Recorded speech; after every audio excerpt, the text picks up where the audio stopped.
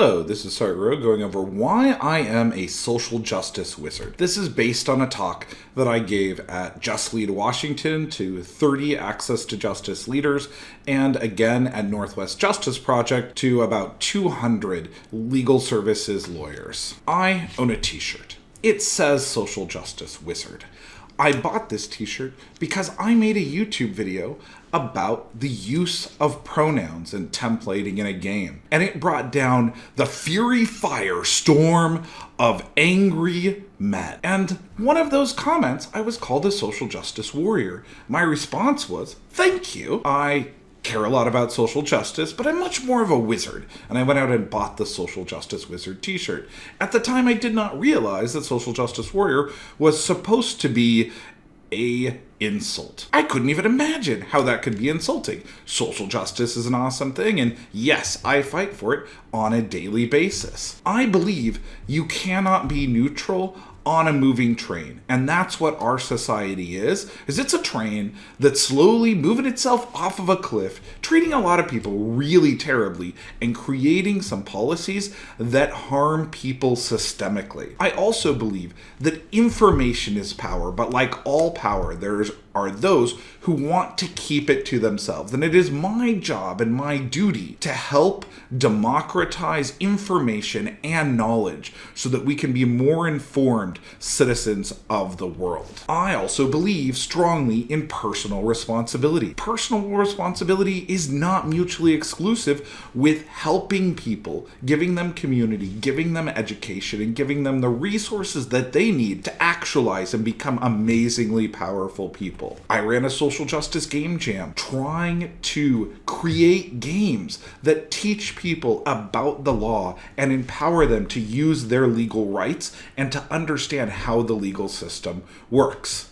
I helped set up the website for Rooted in Rights, Disability Rights Washington, helped set up their journal, their YouTube channel. I believe in empowering people, those who are disenfranchised. And if that means being a social justice wizard, that is what I am about. But to get to why I am a wizard, we really need to go back in time a bit. I grew up for many years in Lewiston, Idaho. This was not the most diverse place you can imagine. In second grade, I was sorted and treated differently because I hadn't been there for multiple generations. My father worked for the government and took a job there, and we were new to the area. It was a rough place to be a transplant. I also noticed in second grade that I could not spell. And this was the first time that I realized that hiding who you were was really the only way to get through things. These 3 spellings of the 35th rule of acquisition, I cannot tell the difference between them. In fact, it's a Wi-Fi password that I typed into my computer for over 30 minutes until I found someone else who could type it in correctly. In second grade, I had an issue where my spelling was so bad, my teacher called my parents in for a parent-teacher conference, and I spent most of the summer writing out rows of words and trying to learn how to spell them. It didn't help my spelling at all. I was dyslexic. We didn't find about dyslexia for many, many years later. By third grade, I learned to hide my spelling book and blame it on the teacher that it disappeared to pass that class. Not a healthy coping mechanism. I have better coping mechanisms now. I can read really quickly, but I read very, very differently than anyone else. I read large groups of text at once, but I cannot read those individual words. I can fly through giant amounts of text and get the ideas, but it's more like osmosis than traditional reading. Another instance that I had growing up was when I moved to Vancouver, Washington, an isolated suburb here in Washington State.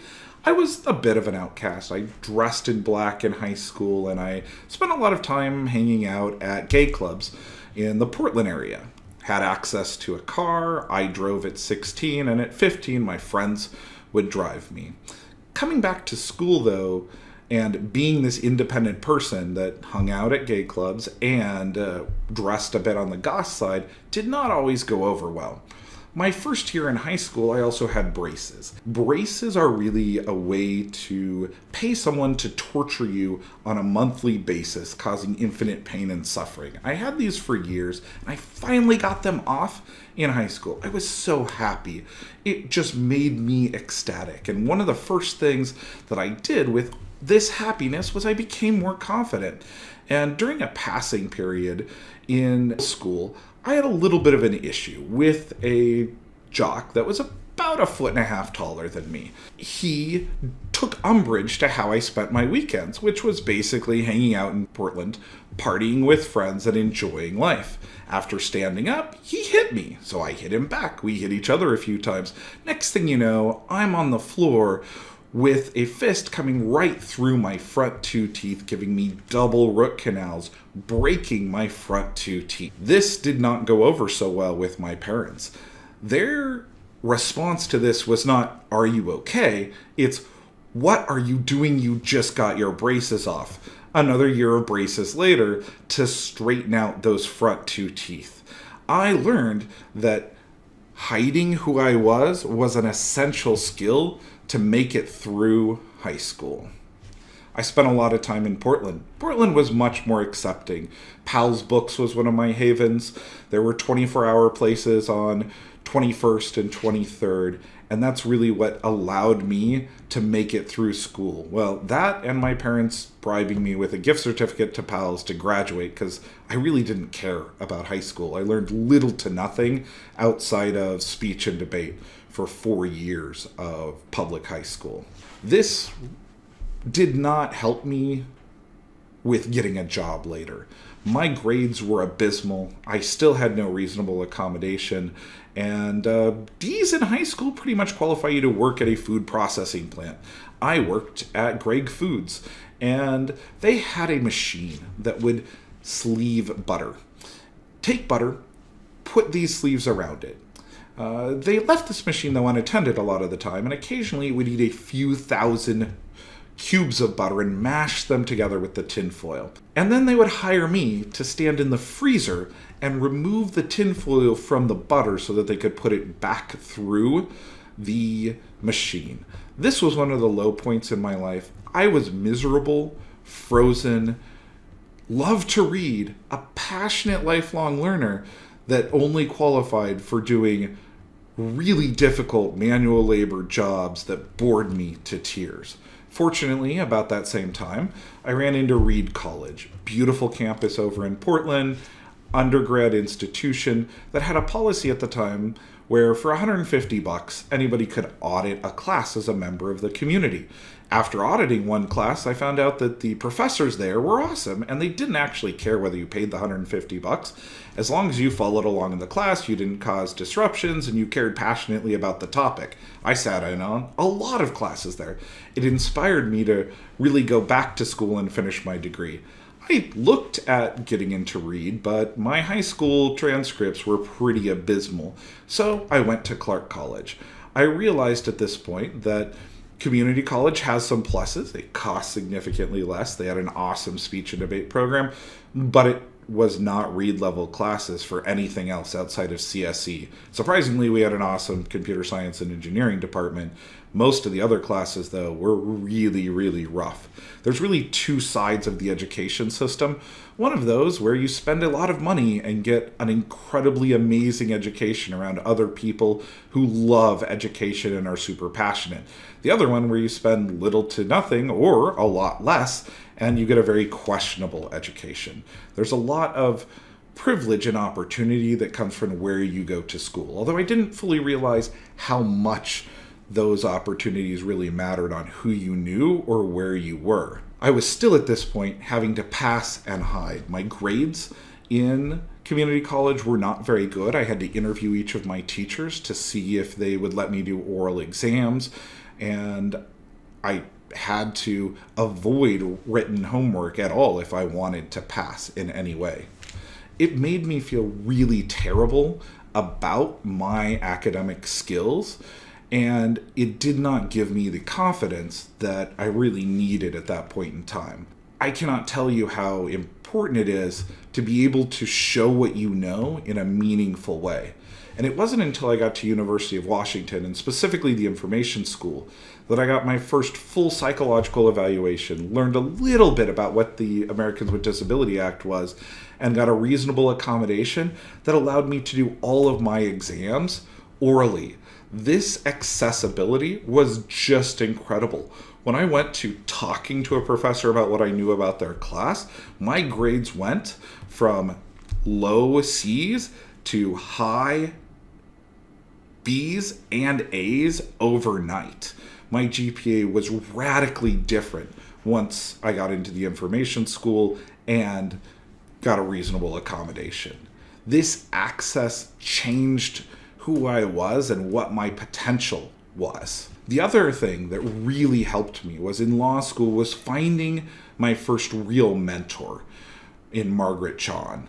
In being a research assistant to her for all 3 years of law school, she opened doors to me. I had someone that I could banter with about intellectual property and human rights on a daily or weekly basis. Having someone that is smarter than you, that can discuss and show you the opportunities in life, is how you really learn. That mentorship and opportunity is more important than any class that I ever took. I really realized also, though, how important it is to be around awesome people. When I went to Creative Commons in San Francisco as a legal clerk, I roomed with one of the other individuals from Creative Commons and two of his friends that had recently graduated from Harvard. At that house in San Francisco, we had people come through and couch surf from Harvard and just hang out, whether they knew them or not.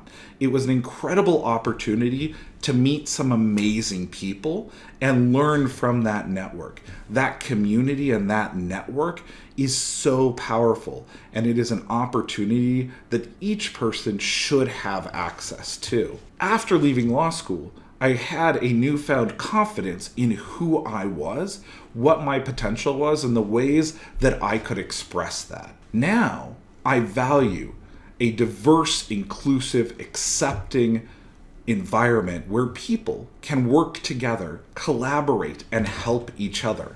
The privilege and power that has gotten me to where I am today as a practicing attorney, as a technology specialist, as someone who is privileged enough to be able to take time out of my day and teach kids chess and connect with awesome people throughout the world via YouTube, is about those opportunities, that privilege, and that power that was made available to me. So what we need in this world, though, is to take those opportunities and turn that into not privilege, but the basic human rights, the things that each person should have access to. Each individual needs mentorship. They need wonderfully awesome people like Margaret Chon and Don Horowitz, two of my personal mentors that have helped me make it to where I am today. We need a culture of sharing of information, sharing of knowledge, sharing of resources to help others achieve the things that some of us have been so fortunate to achieve. And we need communities that work together to help each other. I've been helped by individuals that I've met through my YouTube channel who are members of the US Army.